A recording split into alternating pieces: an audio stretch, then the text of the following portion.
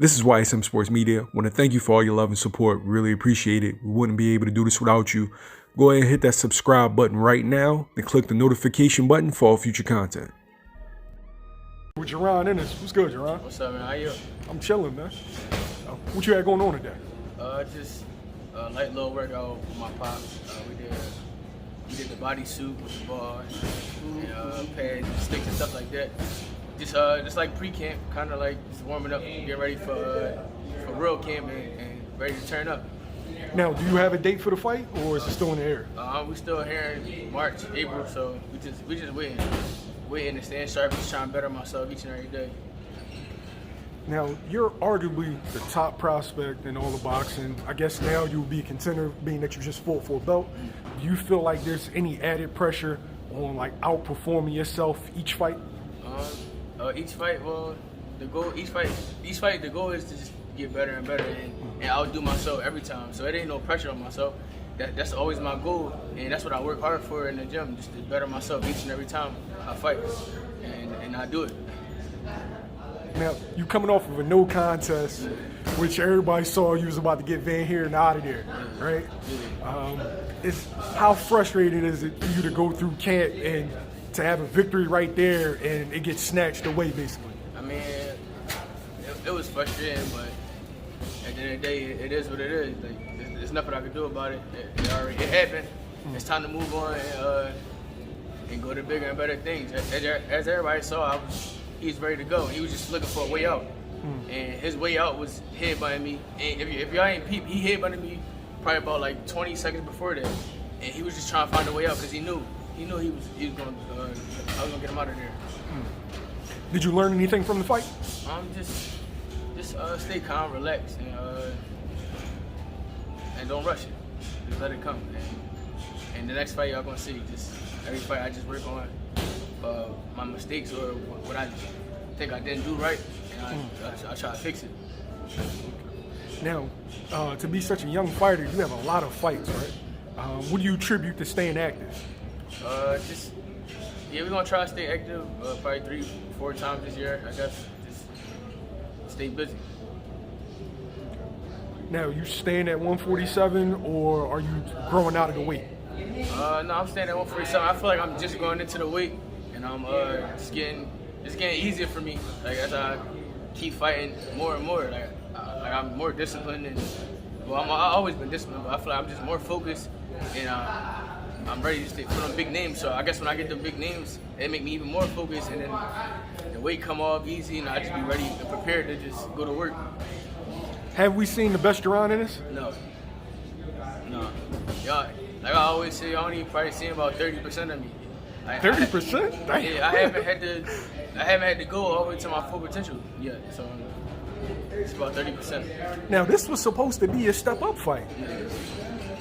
Like, this was supposed to be the fight that was going to give you trouble, give you rounds. He was a southpaw, and we know you switch. But did it feel like a step-up fight? I mean, not really, but at the end of the day, I mean, Chris Van Heerden, a great fighter, and I keep telling everybody, the better my opponent, the better and sharper I'm going to be. So it may look easy because I work hard and I train hard, and I know what I'm capable of. So it just, like I always say, like I said, it just, you know. All right, so people always talk about your speed, people always talk about your slickness, but what I feel like is underrated is your power, right? Why don't you think people talk about how hard you punch? I'm not sure. I mean, I'm hearing a lot now though. Everybody keeps saying that's. They just think I'm only a puncher power fighter now. They think I just knock people out and that's it. So I don't know. They confusing me. So at the end of the day, like I said, I just go in there and make myself happy and do what I want to do and have my fun. Now, do you set out wanting to stop the guy early, or do you actually want to go 12? No, I mean I go in there to put in work, and whatever the outcome is, that's the outcome. But you know, at the end of the night, everybody always want that knockout, and that's my goal. Is always to get a knockout, because that's what the crowd want, and that's what the fans like. So put on beautiful performances and get beautiful knockouts, and that's what I like to do. I did an interview with a young fighter. I think he's out of your camp, Rasheem Jefferson, right? Yeah. And he said you have the ability like no other. When you smell blood, when you get somebody hurt, Yeah. you get them out of there. Yeah. All right. Now, is that something that you work on in camp, or that's just natural? It's just natural. I always had that killer instinct, and I think I'm gonna always have it. It don't matter who it is. If I get anybody hurt, they getting out of there. They not getting out that round or that fight. Period. Now, you come from a boxing background. You're you're the third son. Yeah, I'm the youngest. Yeah. Okay, you're the baby. Now, how much did you learn from watching your two brothers, Pooh and Farad, go through their boxing career? I learned a lot. It just and then they taught me a lot of things, and they just told me to stay focused and stay in the gym, and cause you never know when you'll get a fight. Just stay prepared. They give me a lot of knowledge and wisdom and stuff. So, it was always great just to be around these fights and see the atmosphere and all that stuff. And I was like, dang, when I get to a certain point, I want to be like this, and had the Philly fans coming out for me and fighting on TV and stuff like that. So I love that stuff. And then once I got to Showtime and fighting on TV and stuff like that, it was like normal to me because I already been around it. Because my brothers put on Showtime, ESPN, and put the cameras and stuff all around, and everybody was like, how that's normal to you? I was like, I don't know. I just been around it all my life. Like it just always been in it. Now, your father was a fighter? Yeah. So word is you're a combination of all three? Yeah. Yeah? Yeah, I think so. I definitely think so. And that's all I watched when I was coming up. I watched my dad and both my brothers and Roy, Pernell, Floyd, and that's about it. Who's your favorite fighter? Everybody already know that's Roy Jones. Yo, I do see a lot of Roy Jones in you. Yeah. So right now you're in top 10, top 15 of most sanctioned bodies. I think I'm ranked in all the belts, if I'm not mistaken. And I think I'm like top 10 in all of them. Who's your target? Is there a particular guy you like? Yo, I got my eye on him. I think it'll make a great fight. I just want to be a world champion and unified and be undisputed world champion. I want all the belts. So it don't matter who it is. Now, will you stay at 47 till you get all the belts, or after that, after you get a couple belts, you're gonna search for whatever big fights available? Most definitely. I'm gonna try. Well, I ain't gonna try. I'm going to get all the belts at 147, and then I'm gonna move up, fight 54, and do the same thing at 54, then move up, go to 60, and do the same thing at 60. And I'm gonna keep going until I can't go no more. Now, you're a switch hitter, right? Yes. Now, which side do you feel more comfortable at? Because I seen you fight like practically all southpaw one time. Yeah. But you're naturally orthodox, right? No, I'm both. Yeah? Yeah, like later, like earlier in my career, I used to, however I feel, it don't matter what side it is, but earlier in my career, I used to just stay right-handed sometimes for a whole fight. And the next fight, I might just stay southpaw. It's just how I feel that day. Like, that's how I'm feeling. Like, and I don't know when I switch. I just go. It's just natural for me. Like, Yo, that's crazy. So, is it like so? It's not a game plan thing. It's not like, okay, this will work best for this guy. It's just what's working at the moment. It's how I feel, and what's working at the moment, how I feel, and 9 times out of 10, I just go off natural instinct. And if it work, it work. Another fighter has that same ability, Terrence Crawford. Do you see similarities in you both? No, our styles is two different styles.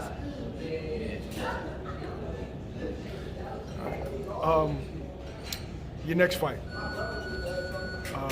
I'm hearing possibly Sergey Lipinets. I'm hearing possibly Delorme. Do you have a preference in the two, or it's just whoever? I don't care who it is. I just sign a contract, and make the fight happen. And I see y'all whenever the fight date is. It don't matter who it is. Are you having trouble like getting fights or having opponents actually step up? That's been since I turned pro. This ain't nothing new. Like everybody always asks me that. It ain't nothing new. It's just something I'm used to now. So I gotta go with whoever accept the fight. Do you feel like a lot of your detractors don't understand the fact that a lot of guys pull out or a lot of guys say no? They just look at your resume and be like, oh, he hasn't gotten a chance to fight that guy yet. I mean, they starting to see now, and they starting to hear about that it's not me. It's these other guys that don't want to fight, and at the end of the day, I'm just doing my job and I'm fighting whoever they put in front of me. From what I'm hearing, it's hard for you to get sparring. Yeah, that too. Yeah. So you can't get sparring, you can't get fights. Right. So how do you properly prepare for the next level? You just gotta be mentally and physically strong. And that's the only way you're gonna be able to push through stuff like this. And you gotta have a great team around you. I got my dad, both my brothers around me, Lawrence Smalls, and we just prepare well, even when we don't get the right sparring sometimes. And as you can see, I still look good when I fight. So it ain't about the sparring, it's about how you prepare yourself and how mentally and physically ready you are. Okay. Now, there's a fight that's been talked about. These guys are much smaller than you, but Gervonta Davis could possibly be fighting Ryan Garcia. How do you see that fight going? I think Tank get him out of there. But Ryan not a bad fighter. People think he not good, but I think Ryan is a good fighter. I think he actually got better, but I think Tank gonna be too much. Were you impressed with him getting off the canvas and at the Luke Campbell fight? I actually didn't even see the fight. I just seen Instagram play everything. So Yeah. I seen a highlight of him getting dropped.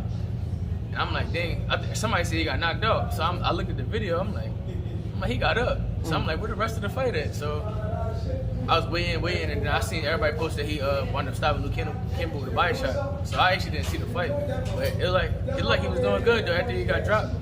From what I saw on like little Instagram clips and stuff. Have you ever been dropped? No. All right. Have you ever been buzzed at least? Nah. Okay, Iron Jaw, I like that. Yeah. Oh, I was gonna ask you, like, what is it like when you get hit with a big shot?